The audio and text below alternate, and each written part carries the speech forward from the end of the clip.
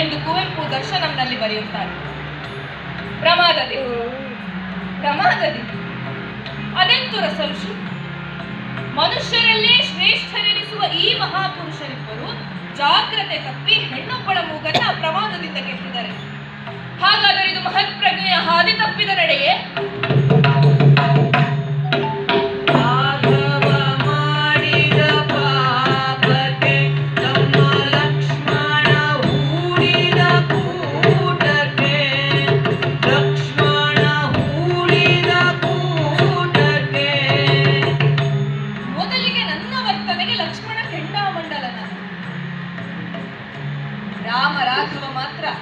ನಮ್ಮಿಬ್ಬರಲ್ಲಿ ಯಾರ ಪಕ್ಷವನ್ನು ವಹಿಸದೆ ನಿಷ್ಪಕ್ಷಪಾತಕನಂತೆ ಮೂಕ ಸಾಕ್ಷಿಯಾಗಿದ್ದ. ರಾಮ ವಕ್ತಾರನಾಗಿದ್ದಕ್ಕಿಂತ ಶೋಧಾರನಾಗಿದ್ದಂತೆ ಹೆಚ್ಚು ಎಂಬುದು ಲೋಹೆಯ ರಂಗೋಣ. ದ್ರಾವಿಡ ಸ್ತ್ರೀಯರಾದ ನಾವು ಯಾವುದೇ ನೀತಿ ನಿಯಮ ಕಟ್ಟಳೆಗಳ ಗುಟ್ಟಿನವರಲ್ಲ. ಇದ್ದದನ್ನ ಇದ್ದ ಹಾಗೆ ಅಭಿವ್ಯಕ್ತಿಸುವುದು ನಮ್ಮ ಸರಳ ಸ್ವಭಾವ. ಅದು ಕಾಮವಿರಲಿ ಪ್ರೇಮವಿರಲಿ.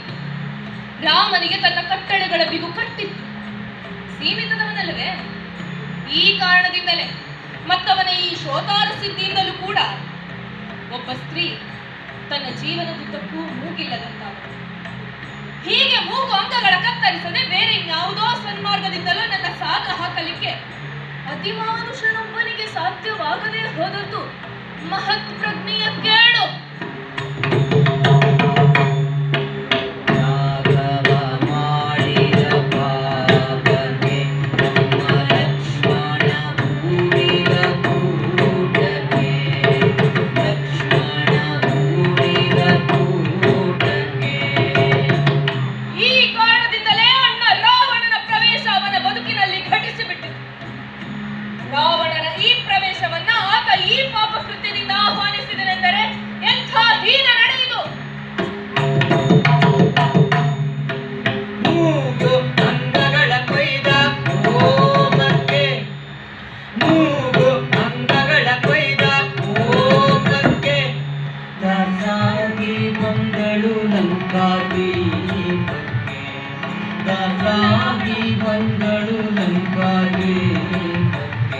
ಇಲ್ಲ, ಈ ಕೋಪಕ್ಕೆ ಲಂಕಾ ಶಾಸ್ತಿ ಆಗಲೇಬೇಕು. ತಾಸಾಗಿ ಬಂದಳು ಲಂಕಾ ದ್ವೀಪಕ್ಕೆ.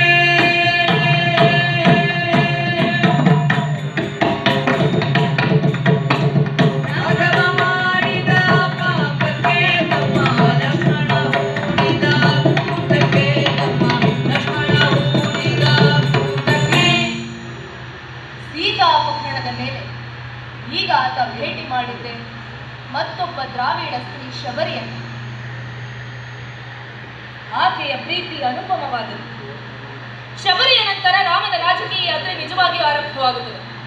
ಅಯೋಧ್ಯೆಯಿಂದ ಲಂಕೆಯವರೆಗಿನ ಆತನ ಈ ಪಯಣದಲ್ಲಿ ಈಗ ಆತ ಕಾಲಿಟ್ಟದ್ದೇ ವಾನರ ಮುಖ್ಯಸ್ಥ ವಾಲಿಯ ಕಿಷ್ಕಿಂಧೆಗೆ. ಈ ಮೊದಲ ಮಹತ್ ಭೇಟಿಯನ್ನ ರಾಮ ಬಹು ಕೌಶಲದಿಂದ ಬಳಸಿಕೊಂಡ ಎನ್ನುತ್ತಾರೆ ಲೋಹಿಯ. ವಾಲಿರಾಮರ ಈ ಸನ್ನಿವೇಶವನ್ನೇ ನೋಡಿ. ರಾಘವ ಮಾಡಿದ ಪಾಪಕ್ಕೆ ತಮ್ಮ ಲಕ್ಷ್ಮಣ ಹೂಡಿದ ಕೂಟಕ್ಕೆ ತಮ್ಮ ಲಕ್ಷ್ಮಣ ಹೂಡಿದ.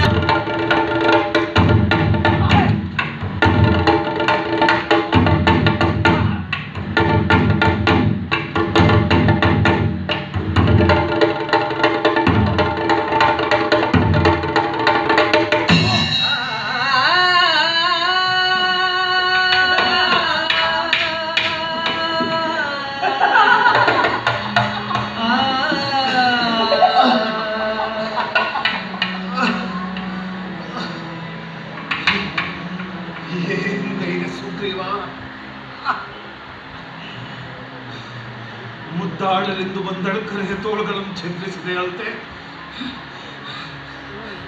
ತೋರನಿಗೆ ಆ ವೀರನಂ ದನಿಗೆ ಬಾಣವನಿಟ್ಟ ಆ ನಿನ್ನ ಕಲಿರಾಮನಂ.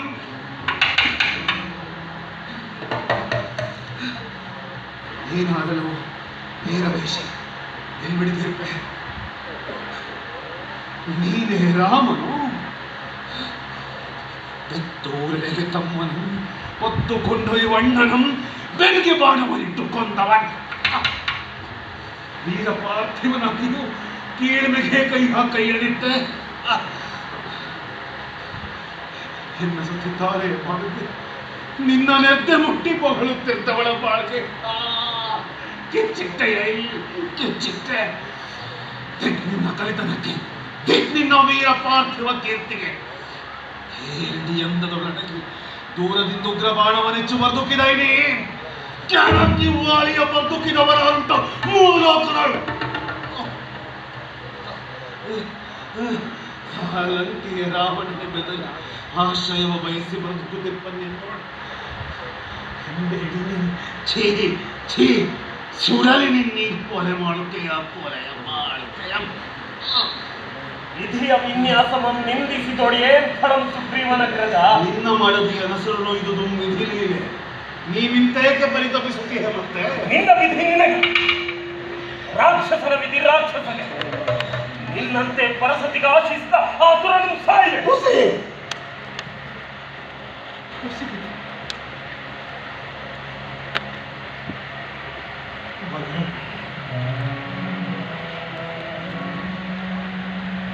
ಮಗಳೆನಗಿರುವೆ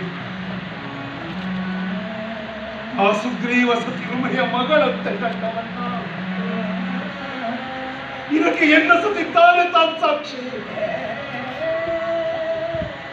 ವಿನಯದಿಂದ ಬೇಡಿದೊಡಂ ನಿರ್ದೋಷಿಯ ಒಡ ಹುಟ್ಟಿದಾತನು ತನ್ನ ತಾಯಿ ನಾಡಿನಿಂದಟ್ಟಿ ಕೆಳೆಯೊರಗರಿಸಿ ಕಳೆದಿಗತ್ತೆ. ಆ ಕೇಡಿಗೆ ಈ ಶಿಕ್ಷೆ. ತಡಮಾಡಿ ಬಂದೆ ರಾಮ ದುಷ್ಟ ಶಿಕ್ಷಕರಿಗೆ. ನಾನೀಗಳ ಪಾಪಿಯಂಥ ಕೋಪಿಯಂತು ಪ್ರೀತಿ ಪಶ್ಚಾತ್ತಾಪದಿ ಭ್ರಾತೃ ಮೈತ್ರಿ ಶುದ್ಧನೋ ನಿರ್ವೈರನೋ ರಾಮ.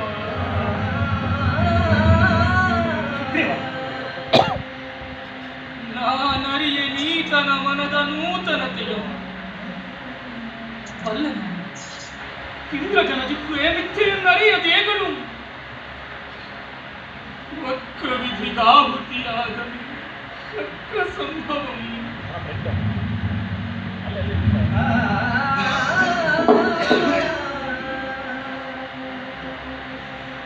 ಮನ್ನಿಸೆನ್ನ ಮಹಾವೀರ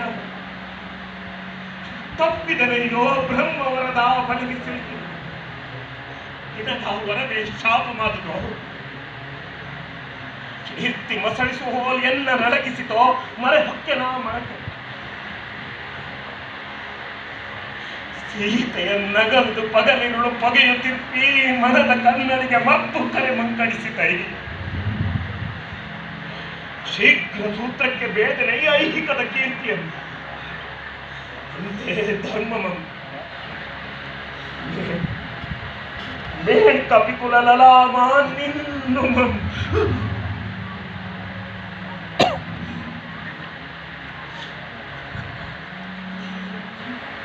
ಕೇಳ್ತಿದ್ದೆ ನಿನ್ನ ಮಹಾತ್ಯಾಗಮಂ ಮತ್ತೆ ಧೈರ್ಯಂ. ಕಣ್ಣಾರೆ ಕಾಣುವ ಸೈಕಲ ಕೊಡಲಿತೈ. ತಂದೆಗೆ ಕೊಟ್ಟ ವಚನಕ್ಕಾಗಿ ತಮ್ಮ ಭರತಂಗೆ ಪಟ್ಟಂಗಟ್ಟಿ ರಾಜ್ಯವನ್ನು ತೊರೆದ ನೀನೆಲ್ಲಿ? ರಾಜ್ಯಗದುಗೆ ಆಸೆಗಾಗಿ ಸ್ವಂತ ತಮ್ಮನ ದಾಂಪತ್ಯವನ್ನು ಕೆಡಿಸಿ ಅಟ್ಟಾಡಿಸಿ ಕಾಡನ್ನು ನೆಲೆಸಿದ ನಾನೆಲ್ಲಿ? ನನ್ನದ್ದೇಳಾದ ಪರಿವರ್ತನೆಯನ್ನು ಅರಿಯದೆ ಎಂತಾದುದು ಬಿಡು. ತಾಳೆಗೆ ಮುಟ್ಟಿದುದು ಭರ್ತೆ ಓದುದಾಗನೆಗೆ ಸುದ್ದಿ.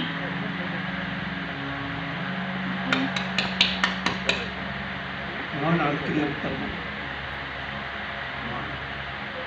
ಮಾಡ್. ವಾನರ ಕುಲದ ಜಸವು ಹಬ್ಬಿ ತಬ್ಬು ಈತನಿಗೆ, ಈ ರಾಮಚಂದ್ರಂಗೆ ನೆರವಾಗು. ನಮ್ಮ ಅತಿಥಿಯಾರ್ಯಂಗೆ ನೆರವಾಗು. ದಾಶರಥಿಗೆ ನೆರವಾಗು.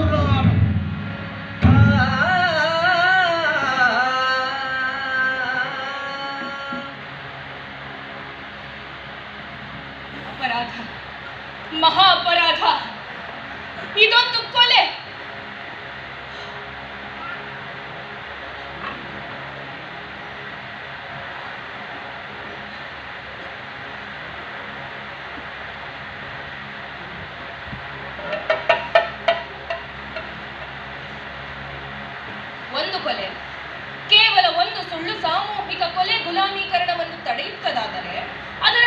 ಕೊಲೆಯಲ್ಲ ಇನ್ನೂ ಒಂದು ಕೊಲೆಯಾಗಲಿ ಎನ್ನುತ್ತಾನಂತೆ ಪರ್ಷಿಯಾದ ಫ್ರೆಡ್ರಿಕ್ ಮಹಾಶಯ. ವ್ಯಕ್ತಿಯ ನೈತಿಕತೆ ಮತ್ತು ರಾಜ್ಯದ ನೈತಿಕತೆಗಳ ನಡುವಿನ ವ್ಯತ್ಯಾಸದ ಬಗ್ಗೆ ಆತ ಹೀಗೆ ಬರೆದಿದ್ದಾರೆ. ರಾಮ ಕೂಡ ಇಂಥ ಸಾಮೂಹಿಕ ಕೊಲೆ ಅತ್ಯಾಚಾರಗಳ ತಪ್ಪಿಸಲು ವಾಲಿಯಂಥವನ ಕೊಂದೆ ಎಂದನೆ. ರಾಮನಂಥ ಮನುಷ್ಯ ನಿಯಮವನ್ನು ಉಲ್ಲಂಘಿಸಬಾರದಿತ್ತು. ನಿಯಮ ಅಲ್ಪವೋ ಮಹತ್ವವೋ ಅದು ಮುಖ್ಯವಲ್ಲ. ಉಲ್ಲಂಘಿಸಿದ್ದು ಜೀವನದಲ್ಲಿ ಒಮ್ಮೆ ಮಾತ್ರ ಇದ್ದಿರಬಹುದು, ಅಥವಾ ಉನ್ನತ ರಾಜಕೀಯ ಸ್ಥಾಪನೆಗಾಗಿ ಕೊಲೆ ಮಾಡಿದೆ ಎನ್ನಬಹುದು. ಏನೇ ಅನ್ನಿ, ರಾಮನಂಥ ಮನುಷ್ಯನಿಗೆ ಇಂಥ ಸಮರ್ಥನೆ ತಕ್ಕುದಲ್ಲ. ಅಪರಾಧ, ಮಹಾಪರಾಧ. ಒಂದು ಕೊಲೆಗೆ ಸಮರ್ಥನೆ ಕೊಡುವುದಾದರೆ ರಾಮ ಪಕ್ಷಕ್ಕೆ ಗೌರವಗತಿ ಉಳಿದಿದೆ.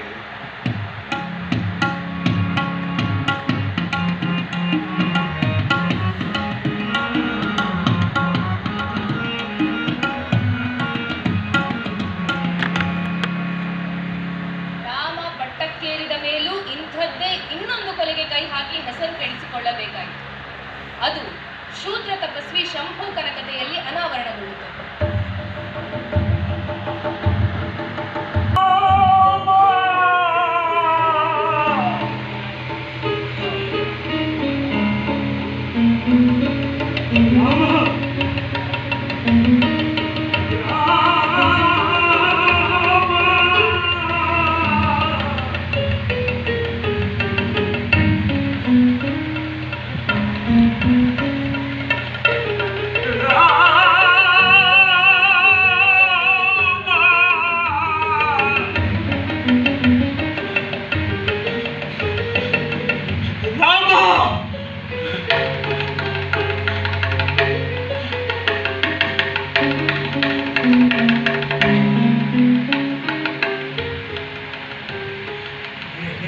ರಾಮ, ಕಾರಣಿಗೆ ಎನ್ನ ಮಗನ ಅಕಾಲ ಮರಣ. ಈ ರಾಜ್ಯದ ರಾಜನಾದ್ದರಿಂದ ನಿನ್ನ ಯಾವುದೋ ದುಷ್ಕೃತ್ಯದಿಂದಲೇ ಈ ಅಕಾಲ ಮೃತ್ಯು ಘಟಿಸಿದ. ರಾಮ, ಬದುಕಿಸಿಕೊಳ ಎನ್ನ ಮಗನನ್ನ.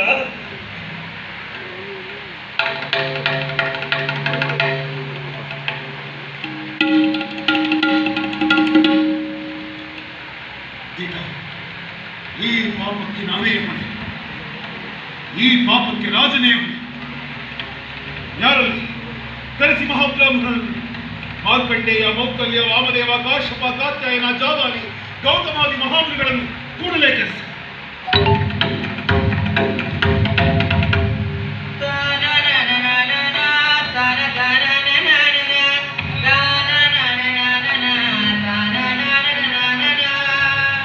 ಬ್ರಾಹ್ಮಣ ಕೋರನೊಬ್ಬನ ಅಕಾಲ ಮೃತ್ಯುವಿಗೆ ಶೂದ್ರನೊಬ್ಬನ ತಪವೇ ಕಾರಣವೆಂದರಿತು ಕೂಡಲೇ ಕಾಡಿನಂಚಿಗೆ ಧಾವಿಸಿ ಕಂಡನ ಶೂದ್ರ ಧಾವಿಸಿ.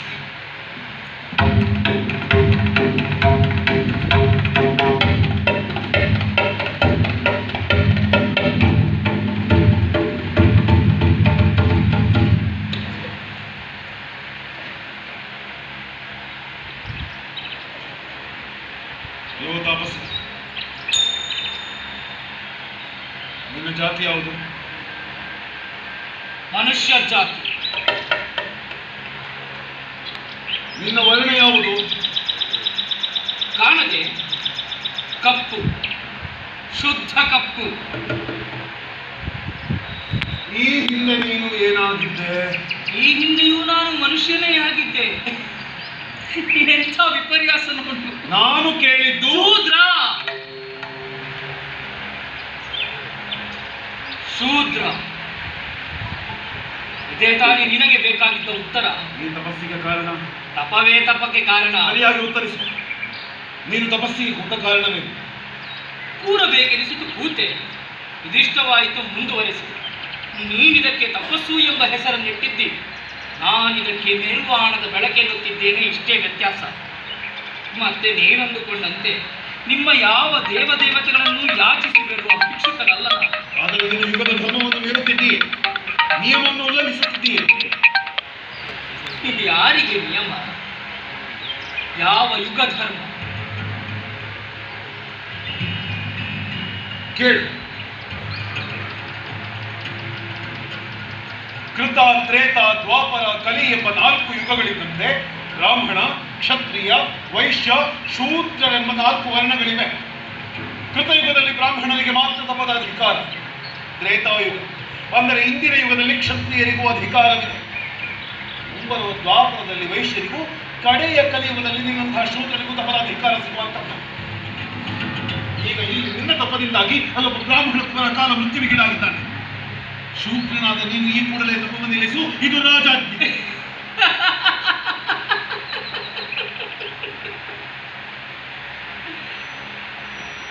ನಾನು ನಿನ್ನ ರಾಜ್ಯದಲ್ಲಿ ವೃತ್ತಿ ನಿರತನಾಗಿರುವ ತನಕ ನಿನ್ನ ಪ್ರಜೆಯಾಗಿದ್ದೆ. ಈಗ ಅದೆಲ್ಲವನ್ನೂ ತೊರೆದು ಕಾಡಲ್ಲಿ ಬೆಳೆದ ಕಂದಮೂಲಗಳು, ಹಣ್ಣು ಹಂಪಲು, ಸತ್ತ ಮಾಂಸಗಳನ್ನು ತಿಂದುಕೊಂಡು ನನ್ನಷ್ಟಕ್ಕೆ ನಾನಿದ್ದೇನೆ.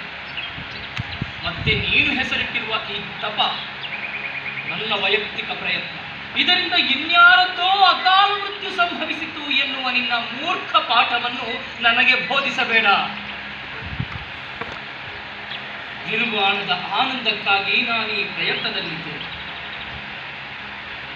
ನನ್ನನ್ನು ಬಿಟ್ಟು ನಡೆ. ನೀನು ಯುಗದ ಧರ್ಮವನ್ನು ಕೇವಲ 50-60 ವರ್ಷಗಳ ಕಾಲದ ರಾಜಕೀಯ 4 ಯುಗಗಳನ್ನು ಕೈಯಲ್ಲಿಟ್ಟುಕೊಂಡವರಂತೆ ಮಾತನಾಡುತ್ತಿದ್ದೀಯೇ. ಕೋಸಲವೆಂಬ ಸಣ್ಣ ಪ್ರದೇಶಕ್ಕಷ್ಟೇ ಸೀಮಿತನಾದ ನೀನಿನ್ನು ಜಗದಗಲದ ಅರಿವಿಲ್ಲದ ಹಸುಗೂಸುರ. ನಿನ್ನೀ ಗಡಿ ಪ್ರದೇಶವನ್ನು ದಾಟಿ ನಡೆದರೆ ನೀನು ನನಗೆ ರಾಜನೂ ಅಲ್ಲ, ನಾನು ನಿನಗೆ ಶೂದ್ರನೂ ಅಲ್ಲ. ಎಲ್ಲೋ ಅಧಿಕ ಪ್ರಸಂಗಿ. ತಮಗೆ ಸಲ್ಲುವ ನಿರಹಂಕಾರ ನಿನಗಿನ್ನೂ ಒದಗಿಲ್ಲ ಎಂಬುದು ನಿನ್ನ ಮಾತಿನಿಂದಲೇ ತಿಳಿಯುತ್ತಿದೆ. ಯುಗದ ಧರ್ಮವನ್ನು ಮೀರುತ್ತಿರುವ ರಾಜದ್ರೋಹಿ ನೀನು. ಓ ಶೂದ್ರ ತಾಪಸಿ, ನೀನು ಬದುಕಲು ಅಯೋಗ್ಯನಾಗಿದ್ದೀಯ. ಇಕ ಮೃತ್ಯುಗಳು ನನ್ನ ಶಾಸ್ತ್ರಿ.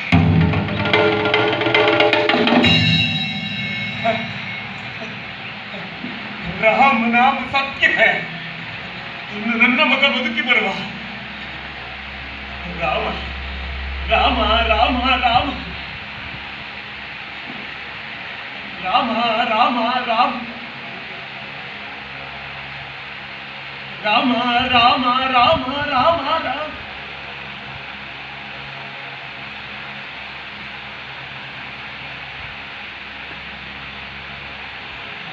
नाम सत्य है क्या?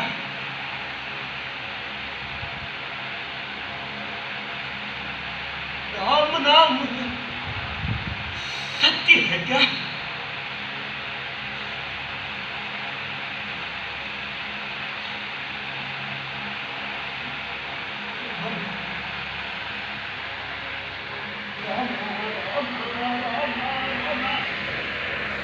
राम नाम सत्य है क्या?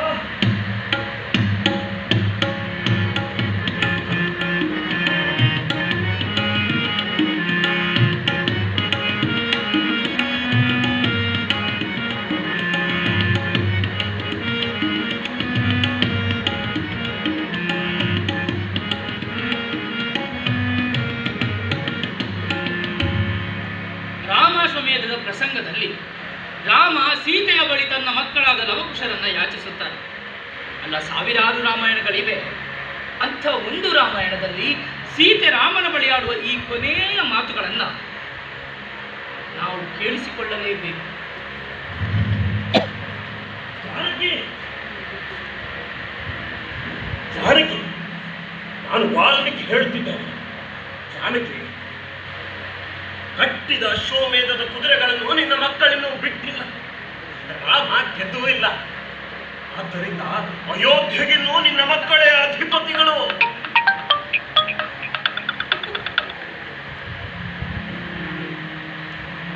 ನೋಡಿದ್ರಾ, ಹೊತ್ತು ಹೆತ್ತವಳು ನಾನು, ಮೊಲೆಯೂಡಿಸಿ ಗಟ್ಟಿಗೊಳಿಸಿದವಳು ನಾನು, ಕಣ್ಣ ರೆಪ್ಪೆಯನ್ನಲುಗಿಸದೆ ಕಣ್ಣಿಗೆಣ್ಣೆಯ ಬಿಟ್ಟು ಕಾಪಿಟ್ಟವಳು ನಾನು. ಈಗ ಬಂದರಲ್ಲ ಅಶ್ವಮೇಧದ ನೆಪದಲ್ಲಿ ಮಕ್ಕಳು ತನ್ನದೆಂಬ ಗಂಡು ಹಕ್ಕಿನಲ್ಲಿ. ಜಾನಕಿ, ಏನ ಯೋಚಿಸುತ್ತಿರುವೆ? ಇದೇ ಸುಸಮಯ. ರಾಮನು ಒಪ್ಪಿದ್ದಾನೆ. ಹಿಂತಿರುಗುವ ಮಕ್ಕಳೊಂದಿಗೆ. ಮಕ್ಕಳು ಅವಳಿಗಳಲ್ಲ, ಒಬ್ಬನು ನಿಮ್ಮ ಆಶ್ರಮದ ಒಟುವಿಗೆ ಹುಟ್ಟಿದವನಿರಬೇಕು ಎಂಬ ಶಂಕೆಯಲ್ಲಿ ಮುಂದೆ ಅಯೋಧ್ಯೆ ಆಡಿಕೊಂಡರೆ ಈ ನಿಮ್ಮ ಇದೇ ರಘುರಾಮ ಸಂಶಯದಿ ನನ್ನನ್ನು ಮತ್ಯಾವ ಪಾತಾಳ ಕಟ್ಟುವನು ಯಾರಿಗೆ ಗೊತ್ತು?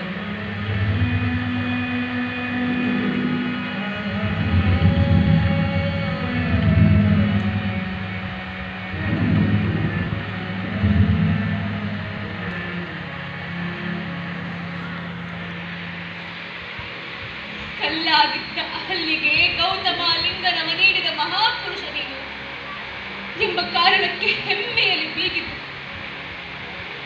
ನೀ ಮಿಥಿಲೆಗೆ ಸ್ವಯಂವರಕ್ಕೆ ಬಂದಾಗ ಇದೇ ನೀನು ಕಾಲಾಂತರದಲ್ಲಿ ನಿನ್ನ ಕೈಯಾರೆ ಮತ್ತೊಬ್ಬ ಅಹಲ್ಯೆ ಸೃಷ್ಟಿಸಿದೆ ಎಂಬುದನ್ನು ನಿನ್ನರಿವಿಗೆ ಬಂತು. ಅಧಿಕಾರ ಇಷ್ಟು ಕುರುಡೆ.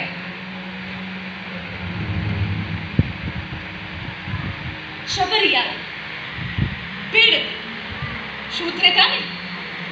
ಅವಳು ನಿನ್ನನ್ನು ಆರಾಧಿಸಿದಳು, ಆಕೆಯ ತಪಸ್ಸು ತಪ್ಪಲ್ಲ. ಅದೇ ಆ ಶಂಭವನನ್ನ ಶೂದ್ರ ತಪಸ್ವಿ ಎಂಬ ಕಾರಣಕ್ಕೆ ಕೊಂದೆಯಂತೆ ಇದೆಯೇ ಮುಂದೆ ನನ್ನ ಮಕ್ಕಳು ಆಳ್ವಿಕೆ ಮಾಡಬೇಕಾದ ನಿನ್ನ ಅಯೋಧ್ಯ ನೀತಿ?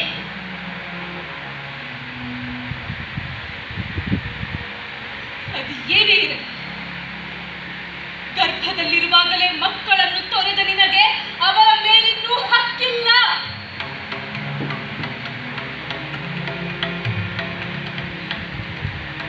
ತೊಟ್ಟಿಲು ತೂಗಿದವನಲ್ಲ, ತುತ್ತು ಊಡಿಸಿದವನಲ್ಲ, ಕಟ್ಟಿ ಮಲಗಿಸಿದವನಲ್ಲ, ಎತ್ತಿ ಆಡಿಸಿದವನೂ ಅಲ್ಲ.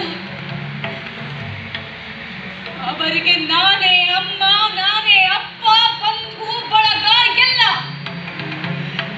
ಅಪ್ಪ ಅಪರಿಚಿತ ನನ್ನ ಮಕ್ಕಳಿಗೆ. ಅದು ಹಾಗೆ ಉಳಿಯದು, ಬೆಳೆಯದು, ಸಾಯದು.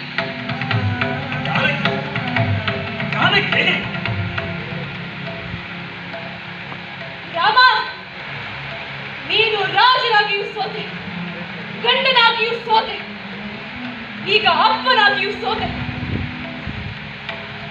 ಕೇಳು, ಅಂದು ನೀನು ನನ್ನನ್ನು ತಿರಸ್ಕರಿಸಿದೆ, ಈಗ ಇಂದು ನಾನೇ ನಿನ್ನನ್ನು ತಿರಸ್ಕರಿಸುತ್ತಿದ್ದೇನೆ. ನಡೆಯಲಿಲ್ಲ.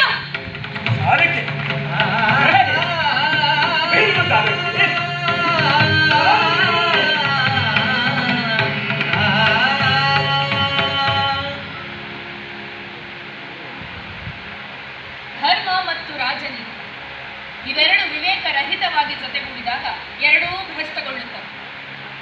ಮನುಷ್ಯನ ಬದುಕನ್ನ ಉನ್ನತ ವಿಚಾರಗಳತ್ತ ಸೆಳೆಯದ ಧರ್ಮದಿಂದ, ರಾಜನೀತಿಗಳಿಂದ ಯಾವ ಪ್ರಯೋಜನವೂ ಇಲ್ಲ ಎನ್ನುವ ಲೋಹಿಯ ರಾಮನ ಅಂತಸ್ತತ್ವದ ಬಗೆಗೆ ಮಾತಾಡುವಾಗ ಮಾತ್ರ ಭಾವುಕರಾಗ್ತಾರೆ.